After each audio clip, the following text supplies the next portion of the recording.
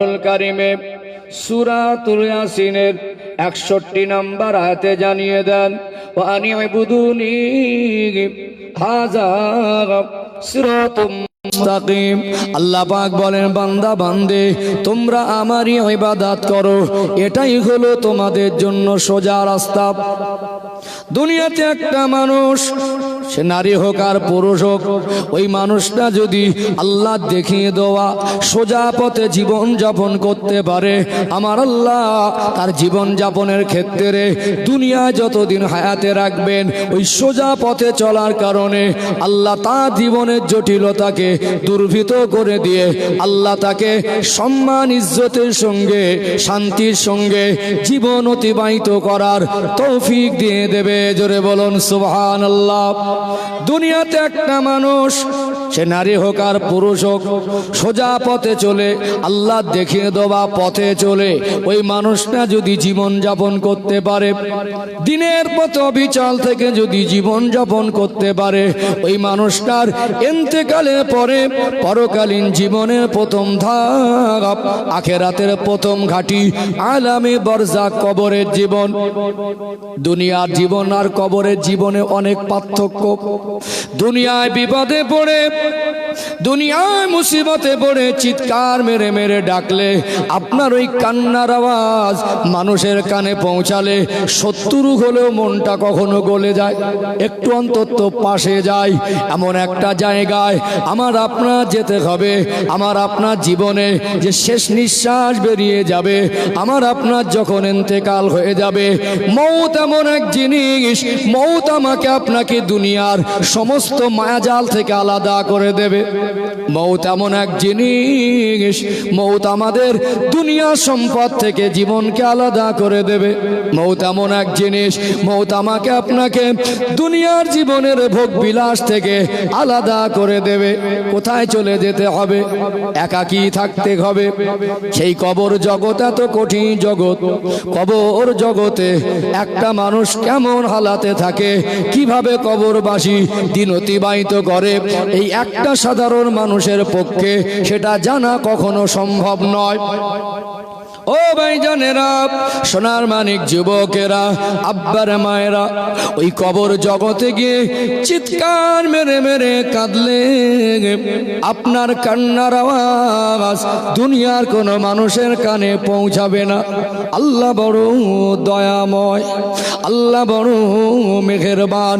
একটা মানুষ যতদিন আল্লাহ তাকে হায়াতে রাখবেন, আল্লাহ পাক বলেন ওয়া আনি'বুদুনি হাযা সিরাতুম মুস্তাকিম, তোমরা আমারই ইবাদত করো, এটাই হলো তোমাদের জন্য সোজা রাস্তা।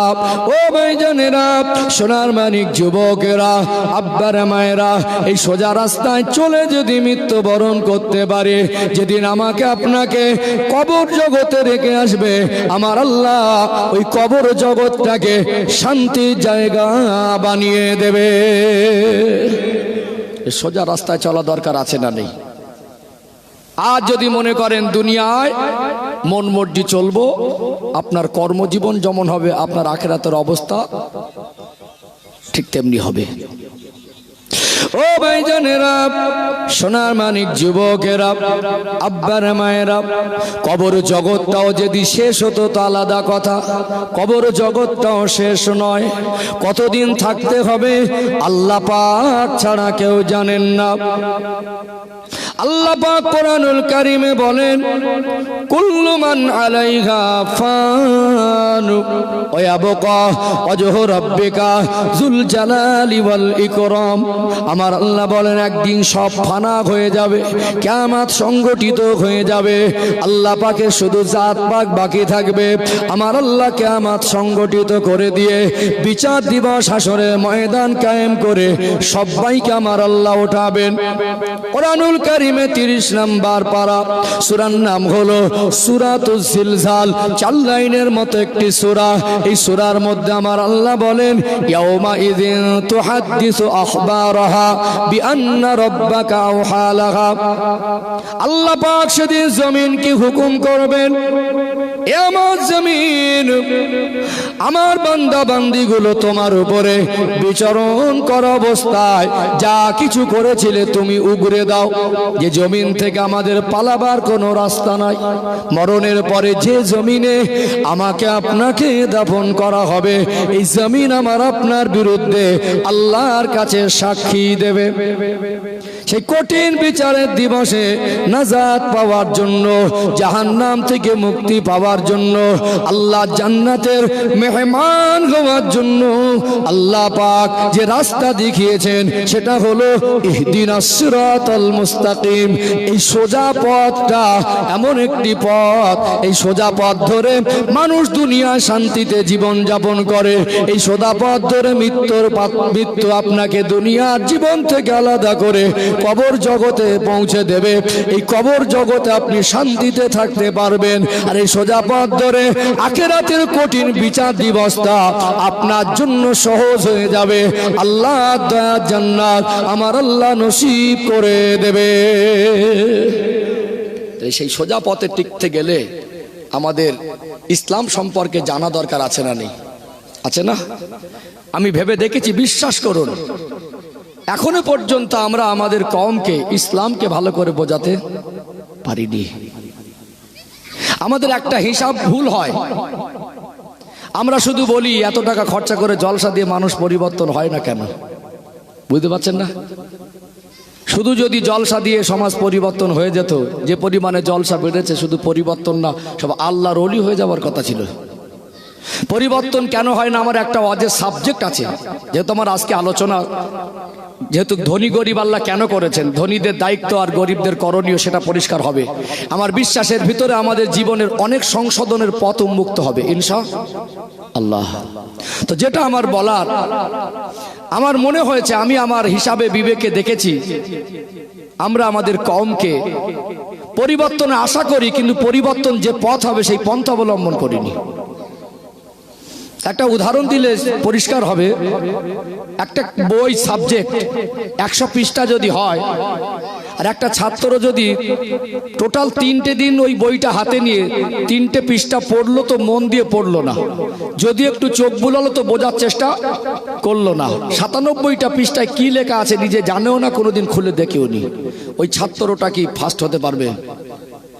এটা যেমন সোজা হিসাব, আপনি যদি বাবা হয়ে আপনার সন্তানকে ইসলাম বোঝান মাত্র 10% বা 20%, আমি হুজুর আমার ওয়াজের মাধ্যমে যতটুকু বোঝানো দরকার ছিল সেটাও যদি আমি একটু কম বোঝাই, একটা মানুষ আজকে দিনে আমার মনে হচ্ছে ইসলাম জীবন ব্যবস্থার যে গুরুত্ব, মহত্ব, তাৎপর্য, যেটা আল্লাহর পক্ষ থেকে মানুষ্য জাতির জন্য দেওয়া হয়েছে, সেই বিষয়ে যদি একটা মানুষের সম্পূর্ণ জ্ঞান না থাকে, সে বিষয়ে যদি পরিষ্কার করে বুঝতে না পারে, তা আমল করবে কার উপরে?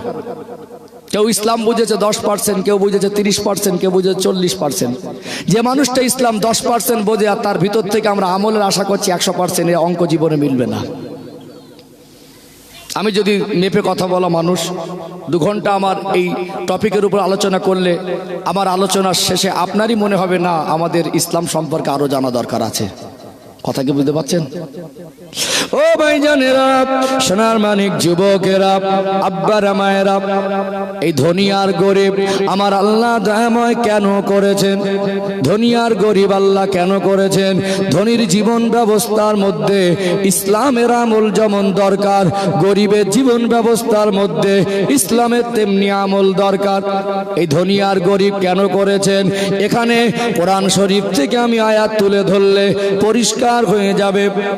কোরআনুল কারীমের 30 নম্বর পারা, সূরার নাম হলো সূরাতুল ফাজর, 15 নম্বর আয়াত। আল্লাহ পাক বলেন, ফাআম্মাল ইনসানু ইযা মাবতালাহু রাব্বুহু ফাআকরামাহু ওয়া না'আমা ফায়াকুলু রাব্বি আকরামান। আমি আল্লাহ মানুষকে পরীক্ষা করার জন্য যখন মাল সম্পদ দেই, তার আর্থিক সচ্ছলতা দেই, ওই মানুষটা বলে ফায়াকুলু রাব্বি আকরামান, মানুষ মানুষটা বলতে থাকে আল্লাহ আমার প্রতি অনুগ্রহ করেছে, আল্লাহ আমাকে ভালোবেসে অনেক কিছু দিয়েছে। আমার আল্লাহ বলেন আমি আল্লাহ যদি কাউকে মাল দেই, সম্পদ দেই, ধনী বানিয়ে দেই, অর্থশালী বানিয়ে দেই, সুখী বানিয়ে দেই, ওটা আমি আল্লাহরই দান। আমি আল্লাহ ওটাকে পরীক্ষা করার জন্য দিয়েছি। কোরআনুল কারীমের 30 নম্বর পারা সূরাতুল ফজরের 16 নম্বর আয়াত আল্লাহ পাক বলেন ওয়া আম্মা ইযা মাবতালাহু ফাকাদারা আলাইহি রিজকাহু ফায়াকুলু রাব্বি আহানান।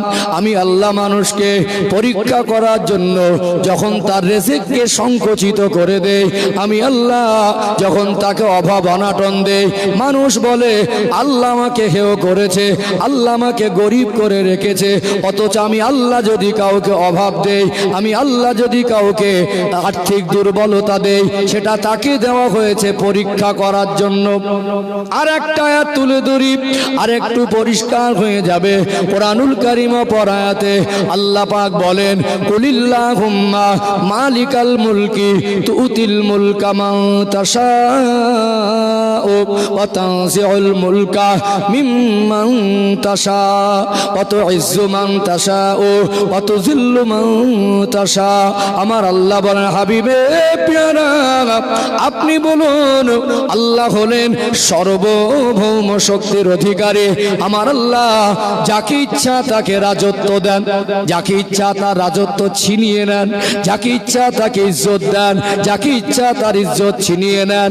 আল্লাহর কোরআনুল কারীমের আয়াত দ্বারা যেটা আমরা বুঝতে পেরেছি, আল্লাহ যেটা বোঝাতে চেয়েছেন বান্দা তোমার ওই রাজত্ব, তোমার ওই নেতা হওয়ার নেতৃত্ব, তোমার ওই চাকরি, তোমার ওই মাল, তোমার ওই সম্পদ, এটা আমি আল্লাহ তোমাকে দিয়েছি, ওটা পরীক্ষা স্বরূপ। আল্লাহ বলেন বান্দা তোমার ওই অভাব অনটন দুঃখ কষ্ট আমি আল্লাহ দিয়েছি, ওটাও তোমাকে পরীক্ষা করার জন্য।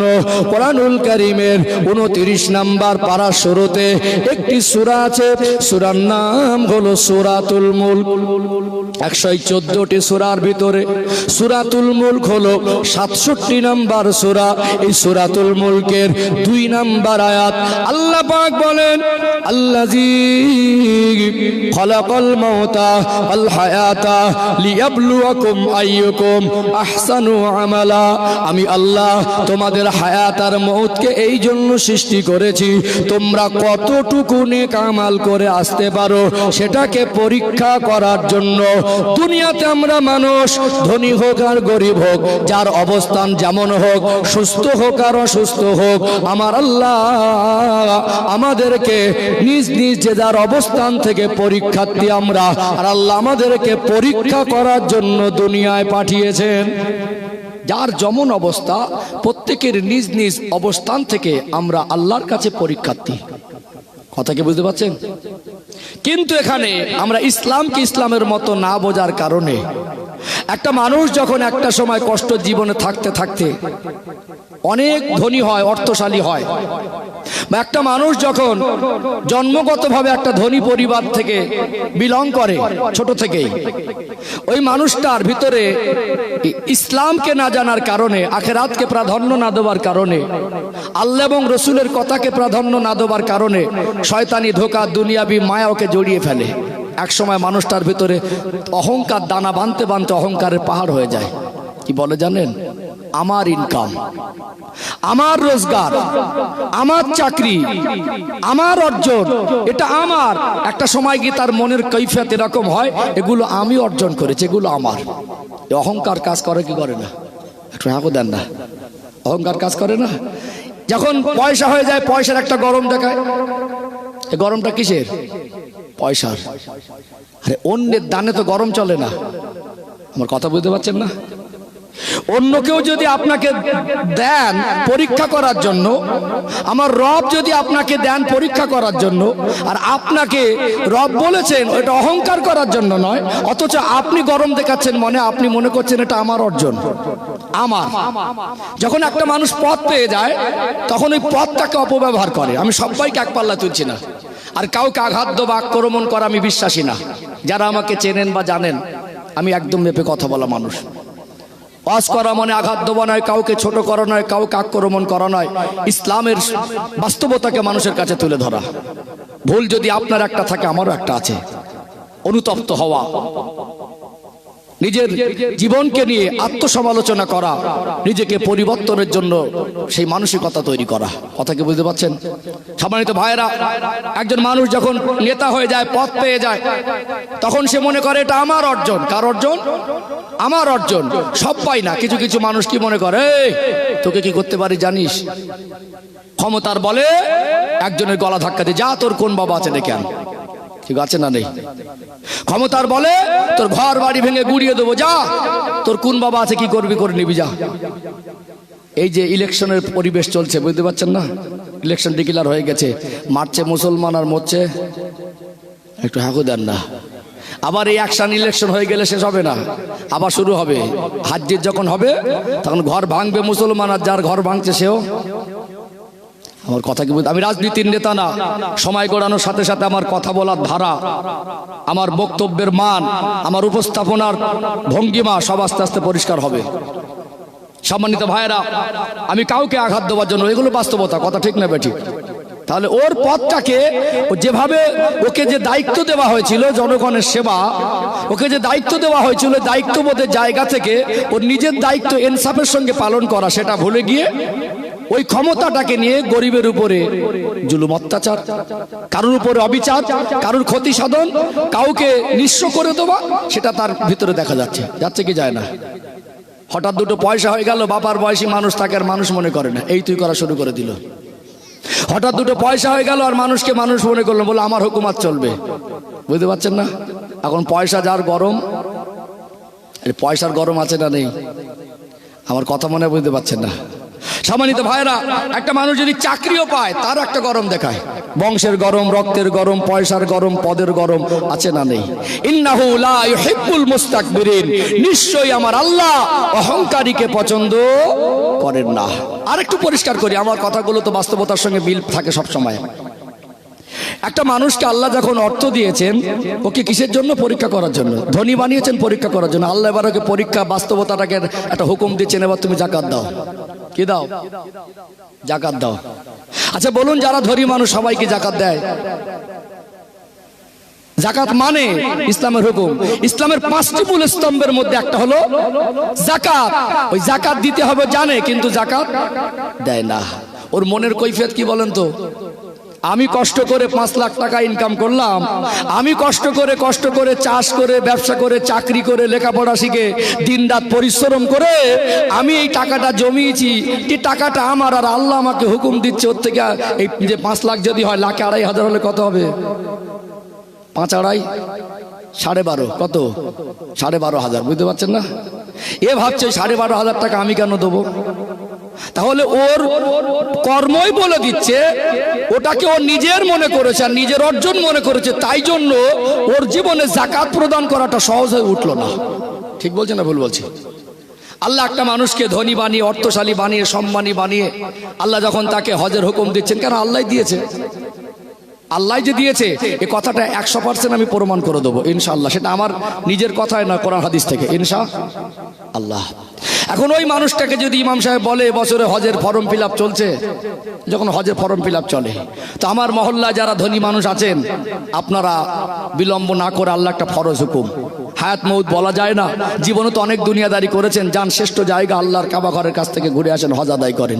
এই লোকটা জুমার দিন নামাজ পড়ে বাড়ি গিয়ে ভাত খাওয়ার আগে মনের মধ্যে গুলোচ্ছে, তাই তো আমি কষ্ট করে জমালাম 5 লাখ টাকার, হুজুর আমাকে হজে যেতে বলছে। আর বাস্তবতা এটাই, বহু মানুষ আমাদের মধ্যে আছেন এমন, 3 বার হজ করার পয়সা আছে, বেচারা মরে গেল, হজে যাওয়ার হলো না।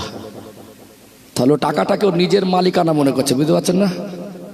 ও নিজের মনে করেছে বলে ওটাকে আল্লাহর রাস্তায় ব্যয় করার জন্য কঠিন হচ্ছে না। ও যদি আল্লাহ দান মনে করত, আল্লাহ ওকে দিয়েছে, এটা যদি বুঝতো, বোঝার চেষ্টা করত, আর সেই আল্লাহ যদি বলতো এই পন্থা, এইভাবে, এই জায়গায়, এই খাতে খরচা করো, তখন আমার রব আমাকে দিয়েছেন, রব আমাকে খরচা করতে হলে আমার খরচা করতে পারবে কেন? ইমানি দুর্বলতার কথা বুঝতে পারছেন? আমার কথা কষ্ট পাচ্ছেন নাকি? ওদের অনেক রকম কোয়ালিটি আছে, বিশ্বাস করুন। আমি এখনো পর্যন্ত নিজেকে বক্তা বলে মনে করে উঠতে পারিনি। ও ভাইজানেরা, সোনার মানিক যুবকেরা, আব্বারা মায়েরা, আমি যেহেতু প্রথম পর্যায়ে ধনীদের জীবনের পর্যালোচনার কথা বলছি, পরবর্তী পর্যায়ে গরিবী জীবনের পর্যালোচনা আসবে। যেহেতু আমার আলোচনার আজকে সাবজেক্ট টপিক বিষয়বস্তু হলো আল্লাহ পাক ধনী আর গরিব কেন করেছেন, শরীয়তের দৃষ্টিকোণ থেকে উপযুক্ত ব্যাখ্যা দেওয়ার আমি অযোগ্যতার ভিতর থেকে চেষ্টা করছি। আজকে আমার কথা হয়তো অনেকে একমত হতে আপনাদের মনের মধ্যে অনেক প্রশ্ন জেগে উঠবে। একটা মানুষ লেখাপড়া শিখে সে চাকরি পেল আর হুজুর হজ করছে, আল্লাহ ওকে ওই জায়গা দিয়েছে। একটা মানুষ ব্যবসা করে ধনী হয়েছে আর আমি হজ করে কোরআনুল কারীম থেকে বলছি যে আল্লাহ ওকে ধনী করেছে। এটা আল্লাহর কথা, আমার কথা তো নয়। এই আল্লাহর কথাকে অস্বীকার করার ক্ষমতা কোরআনুল কারীমের একটা আয়াত, একটা সেন্টেন্স, একটা ওয়ার্ড, একটা বাক্যের দুনিয়ার জীবনে আল্লাহ যে মনুষ্য জাতির জীবন যাপনের জীবন ব্যবস্থার দলিল হিসাবে আল্লাহ যে কোরআনুল কারীমের আয়াতগুলো দিয়েছেন, যালিকাল কিতাবু লা রাইবা ফীহি, ওই কিতাবে ভুল তো দূরের কথা, সন্দেহের অবকাশ পর্যন্ত নেই। আমার রব যে আপনাকে সম্মান দেন, আমার রব যে আপনার রাজত্ব দেন, নেতৃত্ব দেন, আল্লাহ পাক যে পরীক্ষা করার জন্য আপনাকে মাল সম্পদ দিয়েছেন, ধনী বানিয়েছেন, চাকরিজীবী বানিয়েছেন, এটা যদি আপনার মেনে নিতে কষ্ট হয় যে আল্লাহ বানিয়েছেন, আপনি বলুন আমার রব কি পারতেন না আপনাকে মানসিক ভারসাম্যহীন করে পাগলা বানিয়ে রাস্তায় রাস্তায় ঘোরাতে? হাগুদান আল্লাহ কি পারতেন না স্মৃতি শক্তিটা শুধু ছিনিয়ে নিয়ে রাস্তায় রাস্তায় ঘোরাতে? আজও যদি আমার আল্লাহ একটা সুস্থ মানুষের স্মৃতি ছিনিয়ে নেয়, ওর নিজের যে কি ও নিজেই বলতে পারবে না। ঠিক বলছি না ভুল বলছি? আপনি মনে করছেন আমি চাকরি পেয়েছি, আমার অর্জন, আমার কৃতিত্ব, আর রব বলছেন তোমাকে দেওয়া হয়েছে পরীক্ষা স্বরূপ, ওটা তোমার, আমার দান। ওটা কার দান? আমার দান। আল্লাহ যদি আপনার স্মৃতি শক্তিটা দুর্বল করে দিতেন, পরপর 3 বছর এক ক্লাসে, এখন তো পাশ ফেলে উঠে গেছে, টেনে কষে, মানে খাতা কলমে থাক শিক্ষিত, খাতা কলমে শিক্ষিত থাক, বাস্তবতায় নাই থাক, এখন সিস্টেম হয়ে গেছে। আগের দিন স্কুলে ফেল করলে তুলতো, একটু হাঁকু দেন না। আজকে চাকরিজীবী হয়েছেন, আল্লাহ যদি আপনাকে ওই স্মৃতি শক্তিটা মানে ভালো করে সুস্থ না দিত, ওই এক ক্লাসে 5 বছর পড়ে মনে হতো আর পড়বো না, চাকরি পেতেন? আজকে চোখের জ্যোতিটা আল্লাহ যদি আপনাকে না দিতেন, আপনি বিমানের মানে কেবিনে বসে আপনি বিমান চালাতে পারতেন? পাইলট হতে পারতেন? পারতেন না। সম্মানিত ভাইরা, আল্লাহর কোরআনুল কারীমের আয়াতের বাস্তবতা আমার আল্লাহ 25 সালে গোটা পৃথিবীবাসীকে আর একবার যেন হাতে কলমে বুঝিয়ে দিয়েছেন। আমরা সোশ্যাল মিডিয়ার মাধ্যমে ভারতবর্ষের পার্শ্ববর্তী একটা ছোট্ট দেশ বাংলাদেশের সরকারের পতন দেখেছি, দেখেননি? শ্রীলঙ্কার সরকারের পতন দেখেছি, রাষ্ট্রপ্রধানের, সিরিয়ার রাষ্ট্রপ্রধানের পতন দেখেছি, দেখেছেন না? আর যে মানুষটা ক্ষমতা পেয়ে মনে করলো, অহংকার করলো, একটা সময় স্বৈরাচারী করতে লাগলো, মনে করলো আমার হুকুমত চলবে, আমার ক্ষমতা, আমার অর্জন, আমার কথা চলবে, আমি যা মনে করব তাই হবে। আল্লাহ পাক বললেন, কুলিল্লাহুম্মা মালিকাল মুলকি তুতিল মুলকা মান তাশাউ ওয়া তানজিউল মুলকা মিম্মান তাশা। আমি আল্লাহ যাকে ইচ্ছা তাকে রাজত্ব দেই, যাকে ইচ্ছা তার রাজত্ব ছিনিয়ে নেই। অত ইজ্জু মান তাশাউ অত যুল্লু মান তাশা। আমি আল্লাহ যাকে ইচ্ছা করি তাকে ইজ্জত দেই, আবার যাকে ইচ্ছা তাকে বেইজ্জতিও করে দেই। বলুন, ওই যে প্রধানমন্ত্রীর চেয়ার, যে রাষ্ট্রপ্রধানের চেয়ার কোন দিক থেকে গেছে টের পেয়েছে? একজন গরিব মানুষ দিন আনা দিন খাবে, একবেলা যদি অনাহারেও থাকে, অভাবের জীবনে থাকলেও সারাদিন ভিক্ষা করেও যদি চলে, নিজের ঘরের চালে 1 চালা চাল যদি দিয়ে নিজের বাসায় ঠাঁই দিয়ে তবু মনে করে আমি আমার নিজের বাসায় আছি। কিন্তু বিশ্বাস করুন, আজকে সকালে যে মনে করেছে আমি যা ইচ্ছা তাই করতে পারি, আমার কথাই শেষ কথা, আমি যা মনে করব তাই করব, আমার কথা হুকুমত চলবে, কালকে দিনে আল্লাহ ওকে কোন পর্যায়ে নামিয়ে দিয়েছে, নিজের ঘর বলে ঘরটাই তার অস্তিত্ব নেই, নিজের পদ বলে পদের অস্তিত্ব নেই, এমনকি জন্মভূমি থেকে আলাদা হয়ে কোথায় গেছে তার কোন নিশ্চয়তা নেই। ঠিক বলছি না ভুল বলছি? আমার কথা কি বুঝতে পারছেন? তাহলে আল্লাহ পৃথিবীর মানুষকে পদ দেন, ক্ষমতা দেন, রাজত্ব দেন, আল্লাহ পরীক্ষা করার জন্য দেন। অথচ মানুষ মনে করে একটা সময়, কিছু মানুষ আছে তারা বলে আল্লাহ আমাকে ভালোবেসে অনেক কিছু দিয়েছে, স্বীকার করতে চায় না, পরীক্ষা করার জন্য দিয়েছে। আর কিছু মানুষ আছে তাদের আবার একটু টেম্পার বেশি, তারা বলে ওটা আমার অর্জন, ওটা আমার অর্জন।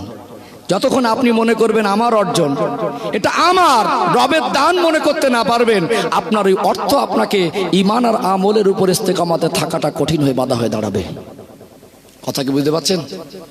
তারপরে দেখবেন একটু মানে পয়সা থাকলে তো আর অভাব না থাকলে অনেক কিছু মনে হয়, পয়সা থাকলে অনেক কিছু মনে হয়।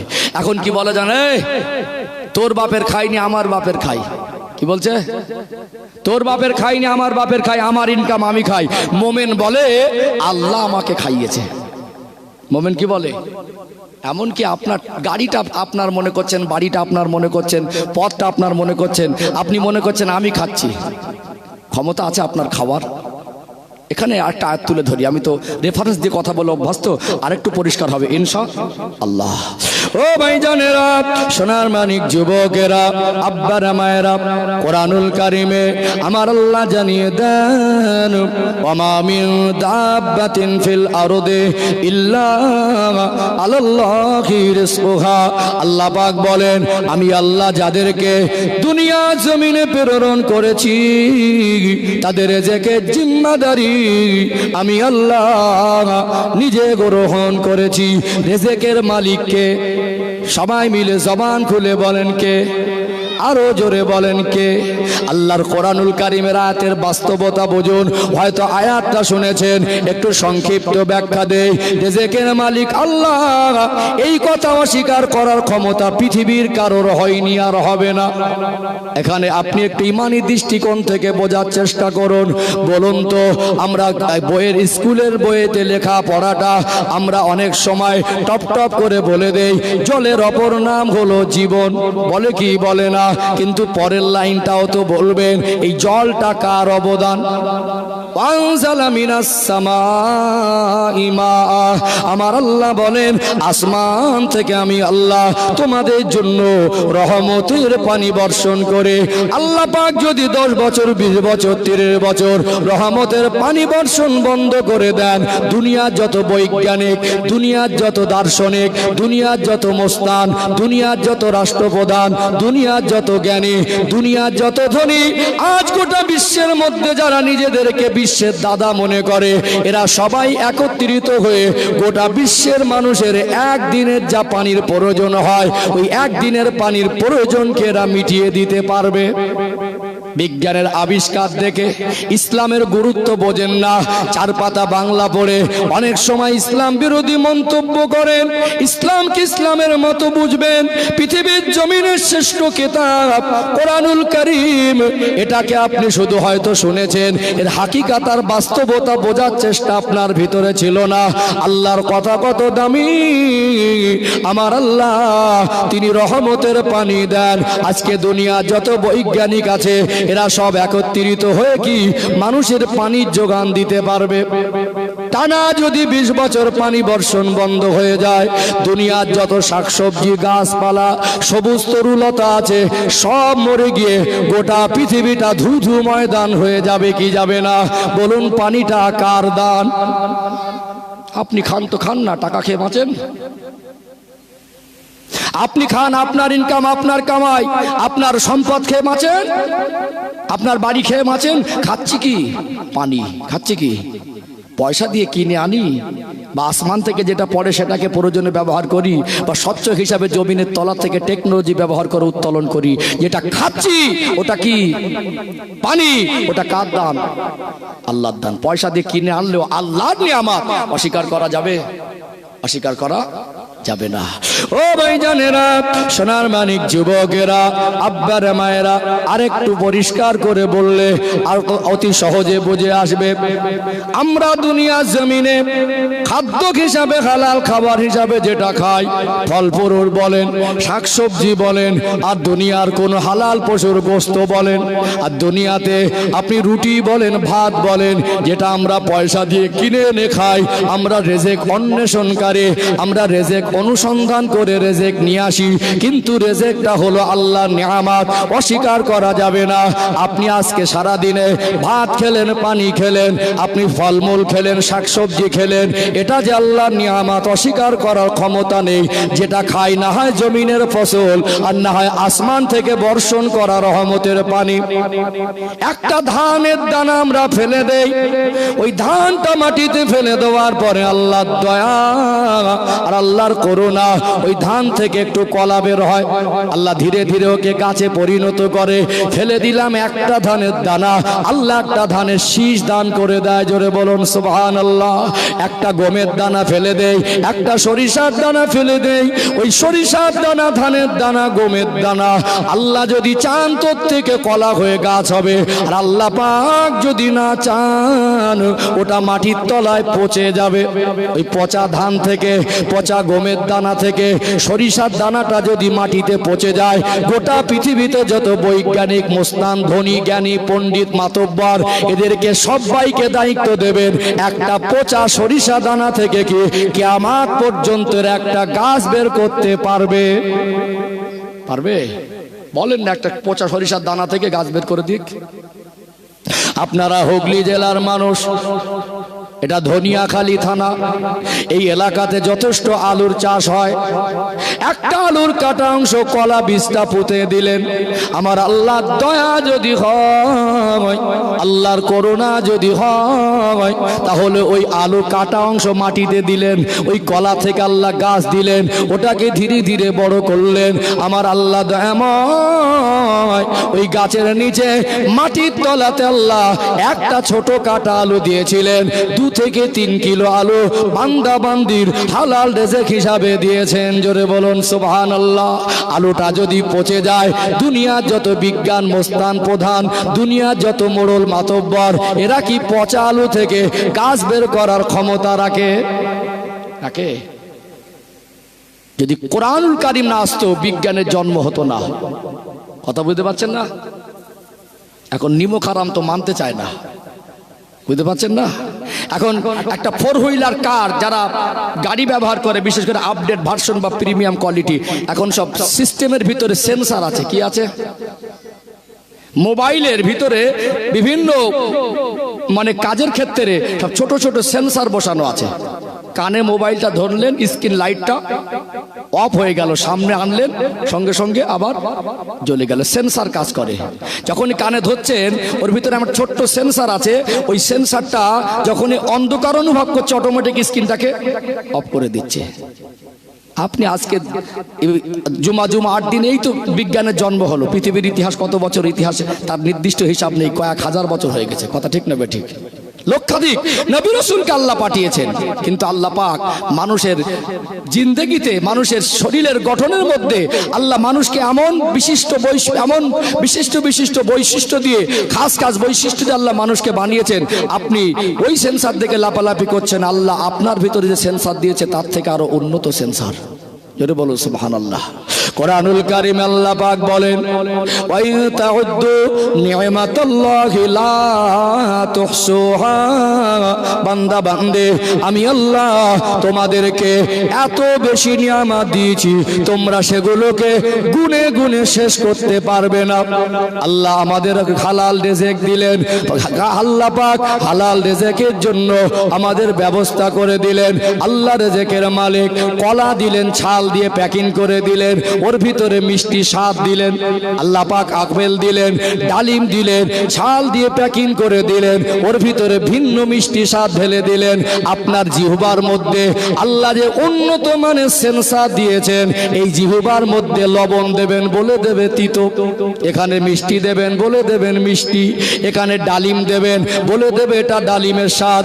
এখানে আপনি ঝাল দেবেন, আপনার জিহ্বার সেন্সার বলে দেবে এটা ঝাল। আল্লাহ পাককে আপনার শরীরে সেন্সার দেয় নাই, মানুষের তৈরি দুদিনের সেন্সার দেখে লাপালাপি করছেন। আমার আল্লাহ দয়াময় মানুষ্য জাতির জন্য হালাল খাবার যেমন পর্যাপ্ত পরিমাণে ব্যবস্থা করে দিয়েছেন, তার বান্দা বান্দিগুলো যেন একই রকম খাবার খেয়ে একঘেয়েমি না লাগে। আমার আল্লাহ যদি চাইতেন একই রকম খাবার যদি বরাদ্দ করে দিতেন, পৃথিবীর কারোর কিছু করার ক্ষমতা ছিল না, ওটা বেঁচে থাকার দায়ে ওই খাবারটা খেতে হতো। আল্লাহর অফুরন্ত দয়া বান্দা বান্দির জন্য ভিন্ন ভিন্ন প্রকারের স্বাদযুক্ত ফল ফ্রুটের ব্যবস্থা করলেন। আর এই ফল ফ্রুটগুলোর যে খাবারের স্বাদটা যেন সে উপভোগ করতে পারে, সেই রকম উন্নত মানের সেন্সার ব্যবস্থা আমার আল্লাহ আমাদের জিহ্বার মধ্যে দিয়েছেন। জোরে বলুন সুবহানাল্লাহ। তবে মনে করছেন আপনি এটা আমার ইনকাম, আমি খাই, আমার রোজগার আমি খাই, আপনি অস্বীকার করতে পারবেন না। ইনকাম করা পয়সা দিয়ে কিনে এনেছেন আপনার মনে করতে পারেন, ওটা যে আল্লাহর নিয়ামত, রিজিকটা যে আল্লাহর দান, এটা আপনার অস্বীকার করার ক্ষমতা নেই। আছে কি? আছে? তাহলে আল্লাহর দান না ফসল কার দান? পয়সার বলে ফসল করতে পারবো না, টেকনোলজি দিয়ে ফসল করতে পারবো না, আল্লাহর দয়া লাগবে। আরেকটা পয়েন্ট তুলে ধরে আরেকটু পরিষ্কার হয়ে যাবে ইনশাআল্লাহ। ও ভাইজানেরা, সোনার মানিক যুবকেরা, আব্বারা মায়েরা, একটা নারী আর পুরুষ, ছেলে আর মেয়ে যখন পর্যাপ্ত বিবাহের বয়স হয়ে গেলে লিগাল ভাবে হালাল পন্থায় বিবাহ করে, কয়েকটা মাস যেতে না যেতে ওই স্বামী স্ত্রীর উভয়ের মধ্যে একটা সন্তানের কামনা জাগে। আল্লাহ দয়াময় যেন পরিবারে একটা নেক সন্তান দান করেন। জাগে কি জাগে না?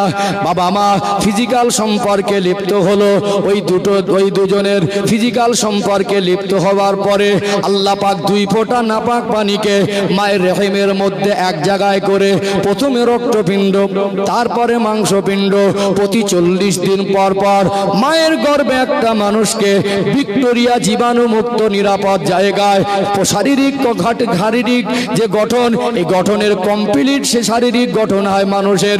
এই কমপ্লিট শারীরিক গঠনের এক একটা ধাপকে আমার আল্লাহ প্রতি 40 দিন পর পর কমপ্লিট করেছেন। একটা বাচ্চা মায়ের গর্ভে 3.5 মাস বয়স হয়ে গেল, তার হার্টবিট এসে গেল, যদিও তার শরীরের সম্পূর্ণ গঠন তখন হয় নাই। কত সুন্দর জীবাণু ভিক্টোরিয়া মুক্ত জায়গা আমার আল্লাহ, ওই নিরাপদ জায়গায় ওই বাচ্চাটার তখন চোখ ফোটেনি, শরীরের গঠন পরিপূর্ণ হয়নি।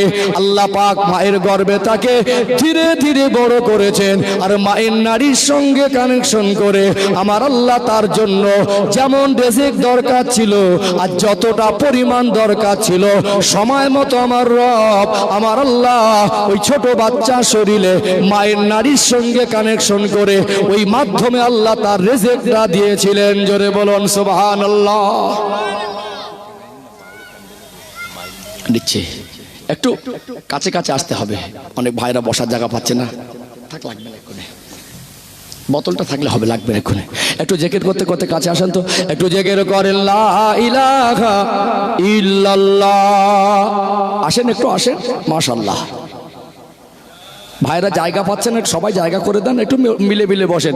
আপনাদের এই যে জায়গায় প্যান্ডেলটা হচ্ছে খুব সুন্দর জায়গা, খুব সুন্দর জায়গা। মসজিদটা মনে হয় অনেক পুরনো, ভাইরা বলছিলেন 200-250 বছর হবে মনে হয়। মসজিদের সামনে পুকুরটা অনেক বড়, 15-20 বিঘে হয়ে যাবে মনে হয়, আরো বেশি হতে পারে, মোটামুটি অনেক বড়। আর এই জায়গাটা একটা খোলামেলা, সুন্দর একটা বাতাস আছে, একটু মিলে মিলে বসলে অসুবিধা হবে না। একটু আগে আগে আসেন না, একটু জেগে করেন লা ইলাহা ইল্লাল্লাহ, লা ইলাহা ইল্লাল্লাহ, লা ইলাহা ইল্লাল্লাহ মুহাম্মাদুর রাসূলুল্লাহ সাল্লাল্লাহু আলাইহি ওয়াসাল্লাম। বলুন, আমরা যেদিন মায়ের গর্ভে ছিলাম সেদিন খাইয়েছিলেন কে? আমরা যদি মায়ের গর্ভে ছিলাম সেদিন খাইয়েছিলেন? ও, তখন কোন বাবা খাইয়েছিল? এখন বলে আমার টাকা আমি খাই, আমার ইনকাম আমি খাই, আমার রোজগার আমি খাই। অবশ্যই ইনকাম করি, রোজগার করি, হালাল রুজি অনুসন্ধান করি, আমরা রেজেক অন্বেষণকারী। আর আল্লাহ হলেন উত্তম রেজেক দাতা। জোরে বলুন, তাহলে যেটা খাই ওটাও আল্লাহর দান, ওটা আমার অর্জন নয়, আমি অনুসন্ধান করে আনি বেঁচে থাকার দায়ে। আল্লাহ আমার জন্য রিজিক বরাদ্দ করেছে, ওটা আল্লাহরই যে নিয়ামত। ওই রিজিক যে আল্লাহর পক্ষ থেকে আমাদের জন্য আল্লাহ ভালোবেসে দিয়েছেন, এটা অস্বীকার করার ক্ষমতা নেই। সম্মানিত ভাইরা, বলুন এবারে বিবেক কি বলে? চাকরি, ক্ষমতা, সম্মান, পদ, মাল, দৌলত, গাড়ি, বাড়ি, এগুলো কি আমার আপনার কৃতিত্ব না আল্লাহর দান? অস্বীকার করার ক্ষমতা নেই। তাহলে আল্লাহ পাক আমাদেরকে পরীক্ষা করার জন্য আমাদের মধ্যে কাউকে আল্লাহ ধনী করেছেন, ঠিক না বেঠিক? তবে ইসলামের দৃষ্টিকোণ থেকে কোরআনুল কারীমের আয়াতগুলো পড়ে বা জেনে বোঝা যায় এগুলোর সৃষ্টিকর্তারই দান, এটা অস্বীকার করা যায় না। চলুন গরিবী জীবনটা একটু ব্যাখ্যা করি ইনশাআল্লাহ। ও ভাইজানেরা, সোনার মানিক যুবকেরা, আব্বারা মায়েরা, দুনিয়ায় কত কাফের, মুশরিক, বেঈমান, ইসলামের দুশমন, আমার নবীকে যারা কষ্ট দিয়েছিল, আমার রসুলের দুশমন গুলোকে আল্লাহ না খাইয়ে রাখেন নাই। দুনিয়ায় কত কাফের জালেমকে আমার আল্লাহ কোটি কোটি টাকার, কি বিলিয়ন বিলিয়ন ট্রিলিয়ন ডলারের মালিক বানিয়ে দিয়েছেন। আমার আল্লাহ রহমতের ভান্ডারে তো মালের কমি নেই। আমার আল্লাহ যদি মনে করতেন পৃথিবীতে যত মানুষ বসবাস করে প্রত্যেকটা মানুষকে আমার আল্লাহ কোটি কোটি টাকার মালিক বানিয়ে প্রত্যেককে সমান সম্পদ দিয়ে প্রত্যেককে ধনী বানিয়ে দিতে পারতেন কি পারতেন না? পারতেন না। একবার কি ভেবে দেখেছেন আল্লাহ দয়াময় প্রত্যেকটা মানুষের জীবন যদি আল্লাহ সুখ শান্তি আর মাল সম্পদ আর ধন সম্পদ দিয়ে ভরিয়ে দিতেন, সবাই যদি ধনী হয়ে যেত, আমাদের জীবনটা কিন্তু এতটা সহজ আর থাকতো না। দুনিয়া কি বৃষ্টি পড়ছে? উপরে তিরপল দেওয়া আছে নাকি? আছে তিরপল দেওয়া উপরে না কাপড়ের? আল্লাহ যেটা চাইবে সেটা হবে। আল্লাহ যদি চান তার কোরআনুল কারীমের আলোচনা, তার মজলিস চলবে। আর আল্লাহ যদি চান এর থেকে বেশি প্রয়োজন পানির, যেটা আল্লাহ আমাদের জন্য কল্যাণ মনে করেন, সেই ব্যবস্থা করবেন। বৃষ্টি যদি খুব জোরে এসে মাহফিল বন্ধ হয়ে গেল আমরা খুশি, আর যদি আল্লাহ বৃষ্টিকে থামিয়ে দিয়ে মাহফিলকে চালিয়ে দেয় তাতেও আমরা খুশি। তবে পরিবেশে এই যে একটা গুছিয়ে বসে আছি, আল্লাহর কথাগুলো শুনছি, ইনশাআল্লাহ আল্লাহ চায় তো আল্লাহ রহম করবেন। আমরা একটু প্রাণ ভরে তাকবীর দেই, না আর এই তাকবীর। কেন অনেক ভাইরা কষ্ট করে একটা মেহনত করে ডেট ঠিক করে জলসা দিচ্ছে, আবার তাবারক রান্না হয়ে গেছে, আর বৃষ্টি হয়ে গেলে এখানে নতুন করে সেই বসার পরিবেশ এক্ষুনি তৈরি করা কঠিন হবে, কঠিন হবে না? আল্লাহ আমাদের এই মজলিসকে কবুল করেন, বলেন আল্লাহুম্মা আমিন। তবে আমরা চেষ্টা করব যতক্ষণ পর্যন্ত বসে থাকা যায় ততক্ষণ বসে থাকবো। একটুখানি বৃষ্টি এসেছে বলে খুব মন খারাপ করে তাড়াহুড়ো করে উঠে যাওয়ার প্রয়োজন নেই, শেষ চেষ্টা আমাদের থাকবে ইনশাআল্লাহ। সম্মানিত ভাইরা, যাই হোক, যেটা বলছিলাম, আল্লাহ রহমতের ভান্ডারে মালের কমি নেই। আল্লাহ চাইলে প্রত্যেকটা মানুষকে ধনী বানিয়ে দিতে পারতেন। তাহলে আল্লাহ পাক যদি প্রত্যেকটা মানুষকে ধনী বানিয়ে দিতেন, আমাদের দুনিয়া জীবন যাপন কিন্তু এত সহজ থাকতো না। দেখবেন ধনী ধনীতে একটা টাকার গরম আছে না নেই? এই তুই গরম দেখাচ্ছি, টাকা তোর থাকলে আমার আছে। তুই ক্ষমতা দেখাচ্ছি পদে, তোর থাকলে আমার আছে। তোর ভাইরা বেশি বংশের গরম দেখাচ্ছিস, তোর থাকলে আমার আছে। একজন মানুষ যদি একটু বডি বিল্ডার মানে শক্তিশালী তরুণ তাজা যুবক, ওকে যদি বলে তোকে গলা ধাক্কা দেবো, বল তোর গায়ে একলা শক্তি নেই, তুই একটা মারলে আমি একটা মারবো, আমি গলা ধাক্কা দেবো। টক্কর লাগে না সমান সমান হয়ে গেলে? ঠিক লাগে না? আমরা যে জুতো বানিয়ে পরি, কি বানিয়ে পরি? জুতো কিনে পরি। দুজন যদি কোটিপতি হতো, একজন বলতো আরে আমি জুতো বানাবো তুই পরবি, কি বলবে? আমি জুতো বানাবো তুই পরবি, তোর জুতোটা তুই বানিয়ে পর। তোর যদি সম্মান থাকে আমার আছে, তোর যদি টাকা থাকে আমারও আছে, জুতোটা বানিয়ে পরতে হতো। এই যে এসি রুমে মানুষ আরামে ঘুমাচ্ছে, টাকা আছে, বুঝতে পারছেন না? এবারে দুর্যোগের সময় মানে বৃষ্টিতে একটা সময় মানে কারেন্টের পোলগুলো যদি পড়ে যায়, সেই রকম বর্ষাও হচ্ছে, উপর থেকে অফিস থেকে চাপ দিচ্ছে যারা কর্মচারী ভাই, আপনারা যে কোনো মূল্যে পোস্টগুলো তুলে সোজা করে লাইন ঠিক করতে হবে। জনজীবনের অনেক জিনিস থেমে আছে, পরিস্থিতি খারাপ হয়ে যাচ্ছে। এখন যদি এই মানুষটা কোটিপতি হতো, বিদ্যুৎ চমকাচ্ছে, একটা মানে খালি ময়দান থেকে পানি জমে আছে, পোল গেছে, সেখানে এতটা পানি হেপটে হেপটে মানে আধা ঘন্টা পানিতে সাঁতরে সাঁতরে গিয়ে সেখানে পোল তুলতে যাচ্ছে, আর ও বলবে ওর যদি পয়সা থাকে আমার আছে, ওসি রুমে শুয়ে থাকবে আর ওর জন্য আমি পোল তুলতে যাবো? বুঝতে পারছেন না? ঠিক বলছি না ভুল বলছি? সম্মানিত ভাইরা, আল্লাহ পাক আমাদের জীবন যাপন যাতে সুন্দর হয়, সমস্ত রকম ব্যবস্থা আল্লাহ করেছেন। আল্লাহ ধনী করেছেন পরীক্ষা করার জন্য, গরিবও করেছেন পরীক্ষা করার জন্য। গরিব করেছেন বলে আল্লাহ তাকে ভালোবাসেন না এমন নয়, বরং গরিবের প্রতি আল্লাহর দয়া বেশি। গরিবদেরকে আল্লাহ তাদের জন্য সৌভাগ্য আরো বেশি বড় করেছেন। এটাকে আমি প্রমাণ করে দেবো শরিয়াতের দৃষ্টিকোণ থেকে ইনশাআল্লাহ। কি হবে, বসা যাবে ইনশাআল্লাহ? দেখা যাক, আরেকটু আগে বাড়ি ইনশাআল্লাহ কি করা যায়। ও ভাইজানেরা, সোনার মানিক যুবকেরা, আব্বারা মায়েরা, আল্লাহ পাক কাউকে যদি গরিব করেন, আমার আল্লাহ যে তার উপরে অবিচার করেছেন এমন নয়, আল্লাহ যে ভালোবাসেন না এমন নয়, বরং আমার আল্লাহর ভালোবাসা তার উপরে আছে। এখানে একটুখানি ব্যাখ্যা দিলে আর একটু পরিষ্কার হয়ে যাবে। দুনিয়াতে আমাদের চিন্তায় চেতনায় কখনো আমাদের মনে হয় ধনী আর গরিব, কিন্তু আমার আল্লাহর বিধান বলে তুমিও মানুষ আর ও মানুষ। তোমার ওই সম্পদ, তোমার ওই মাল, তোমাকে তোমার আল্লাহর হুকুম মেনে যদি না চলো, সোজা পথে যদি না চলো, ইসলাম মেনে যদি না চলো, আনি'বুদুনি হাযা সিরাতুম মুস্তাকিম, আমার আল্লাহ বলেন তোমরা আমারই ইবাদত করো, এটাই তোমাদের জন্য সোজা রাস্তা। আমার আল্লাহ যে পথ দেখিয়েছেন, এই পথে যদি না চলি, আমার চাকরি, আমার ক্ষমতা, আমার পদ, আমার রাজত্ব, আমার মাল সম্পদ আমার এক পয়সা যারা উপকার করতে পারবে না। পারবে কি? উপকার করতে পারবে না। সম্মানিত ভাইরা, এইখানে বুঝতে হবে ধনী বলেই যে সফল, ধনী বলেই যে কামিয়াব, ধনী বলেই যে ওর জীবনে সবকিছু অর্জন হয়ে গেছে, না। ধনী বলে সবকিছু অর্জন হয়ে যায়নি, ওটা পরীক্ষা করার জন্য আল্লাহকে দিয়েছে, ওটা আমানত। ওটা কি? আমানত।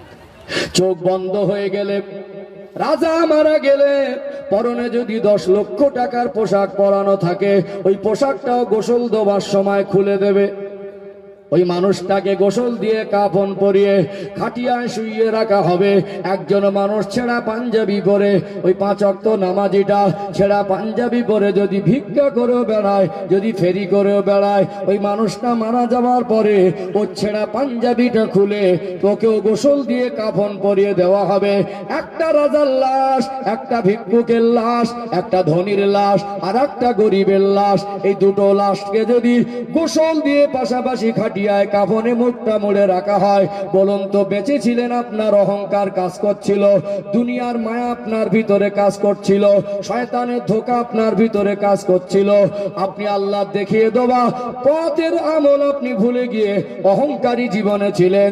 মরে যাবার পরে কাফনের কাপড়ে মুখটা ঢাকা। এখানে কাফনের কাপড়ে কি ধনী আর গরিবের কোনো পার্থক্য করা সম্ভব? সম্ভব? যতক্ষণ নিঃশ্বাস প্রশ্বাস চলছে আমার আমার আমার আমার করলো, চোখ বন্ধ হয়ে গেলে আর ধনী আর গরিবের কোন অপশন আছে কি? নেই। কবরের ধারে দাঁড়াবেন, क्या तुम कब्रिस्तान के पास से कभी नहीं गुजारते? কবি বলছেন কখনো কি কবরের ধার থেকে যাও না? রাজার যেমন কবর হয়, ভিক্ষুকের তেমনি কবর হয়, মন্ত্রীর যেমন কবর হয়, মজদুরের তেমন কবর হয়। অর্থাৎ কবরের মধ্যে গিয়ে দেখবেন এখানে ধনী গরিবের কোনো বৈষম্য নেই, ভাগাভাগির অপশন নেই। হাসরের ময়দানে ধনী বলে আলাদা ক্যাটাগরি পাবে, এরকম কোনো অপশন নেই। এটা দুনিয়া নয়। দুনিয়ায় নেতা বলে ভিআইপি, দুনিয়ায় টাকা আছে বলে তার জন্য পার্সোনাল ব্যবস্থা। দুনিয়ার মানুষের কাছে তারা ধনী গরিবে পার্থক্য করেছে, বৈষম্য করেছে, কালো ফর্সায় বৈষম্য করেছে, উঁচু নিচু জাতে ভাগাভাগি করেছে। আর আমার আল্লাহ তার বান্দা বান্দিকে যারা ঈমান এনেছেন তাদেরকে আমার আল্লাহ ঈমানদার বলে সম্বোধন করেছেন। জোরে বলুন সুবহানাল্লাহ। অর্থাৎ ইসলাম আমাদের বলে বৈষম্যর কোনো অপশন নেই। ইসলাম বলে তোমার অবস্থা থেকে তুমিও পরীক্ষার্থী, আর ওর অবস্থান থেকে ও পরীক্ষার্থী। আল্লাহ কারোর উপরে বেইনসাফি করেন নাই। ও ভাইরা বাবাজিরা, আর একটু গভীর মনোযোগ দিয়ে শুনলে আর একটু পরিষ্কার হয়ে যাবে আমার আলোচনা। এই মুসলমানের ভিতরে বৈষম্য করা যাবে না। ইসলামে এই বৈষম্যর কোনো জায়গা নেই। এখানে কয়েকটা পয়েন্ট তুলে ধরলে আরেকটু পরিষ্কার হয়ে যাবে। পৃথিবীর মধ্যে সব থেকে উৎকৃষ্ট জায়গার নাম হলো মসজিদ, আর পৃথিবীর মধ্যে সব থেকে নিকৃষ্ট জায়গা হলো বাজার। এটা নবী বলেছেন। আল্লাহ নবী হুজুর আমার তিনি এটাই বলেছেন, পৃথিবীর উৎকৃষ্ট জায়গা মসজিদ, মসজিদের ভেতরে গিয়ে যে আমরা আমল করি, নামাজ পড়ি, এই নামাজটা হলো সব থেকে উত্তম ইবাদত। নবী আমার বলেন, আফজালুল ইবাদাতি ইবাদাতুস সালাহ, যত ইবাদত আছে সব থেকে উত্তম ইবাদত হলো নামাজ। সব থেকে নামাজ যেমন উত্তম ইবাদত, নামাজের জন্য যে আল্লাহর ঘর নির্মাণ হয়েছে ওটা পৃথিবীর মধ্যে সব থেকে উত্তম জায়গা, শ্রেষ্ঠ জায়গা। পৃথিবীর মধ্যে দামি জায়গা হলো মসজিদ। ওখানে গিয়ে দেখবেন নামাজের কাতারে ধনী গরিব ভাগাভাগির কোনো অপশন নেই। আছে? আপনার সামনের কাতারে একজন ভিক্ষুক যদি দাঁড়িয়ে যায়, আপনি যতই বড় ধনী হন, আপনার এই মানে ক্ষমতার বলে, পদের বলে, টাকার বলে, সম্পদের বলে, চাকরির বলে, বংশের বলে, রক্তের বলে, আপনি কি একজন গরিব বলে তাকে হাত ধরে পিছনে দিতে অধিকার রাখেন? অধিকার রাখেন? আল্লাহ বুঝিয়ে দিলেন মসজিদে এসেছো শ্রেষ্ঠ ইবাদত করতে। ঠিক আছে, এক কাজ করেন, যে অসুবিধা হয় তাবারক নিয়ে আসেন, তাবারক নিয়ে আসেন, অসুবিধা হয়।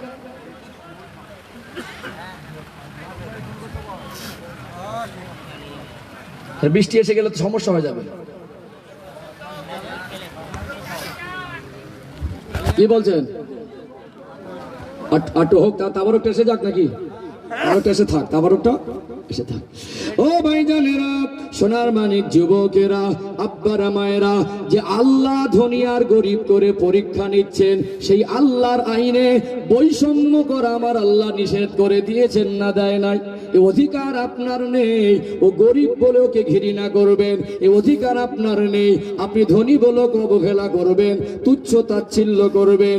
আপনার জীবনে যত অপরাধ, আপনার জীবনে যত গুনাহ, আপনি যদি কাউকে ঘৃণা করেন, তুচ্ছ তাচ্ছিল্য করেন, আপনি যদি আপনাকে উঁচু আর নিচু ভাগাভাগি করেন, আল্লাহর আইনে আপনি হলেন নিকৃষ্ট একজন গুনাহগার। এর দ্বারা বান্দার হক নষ্টের গুনাহ হয়। ও ভাইজানেরা, সোনার মানিক যুবকেরা, আব্বারা মায়েরা, এই বান্দার হক নষ্টের গুনাহটা এত মারাত্মক পর্যায়ের গুনাহ। ৭,০০০ বারো যদি আল্লাহ আপনাকে হজ করার সুযোগ দেয়, এই ৭,০০০ বারে হজের আমল আপনাকে, কাউকে আপনি ছোট করেছেন, কাউকে ঘৃণা করেছেন, কাউকে অপমান করেছেন, এই ৭,০০০ থেকে ৭,০০,০০০ বার হজ যদি করেন, ওই হজের নেকি নিয়েও আল্লাহর কাছে নিষ্পাপ হতে পারবেন না। পারবেন কি? হ্যাঁ, নিয়ে আসেন, দোয়া করে দেখি, দোয়া করে দেয়, কিছু করার নেই, আল্লাহ হায়াত রাখে। তো আমার আলোচনার শেষ পর্বের বাস্তবতাগুলো ছিল আমাদের।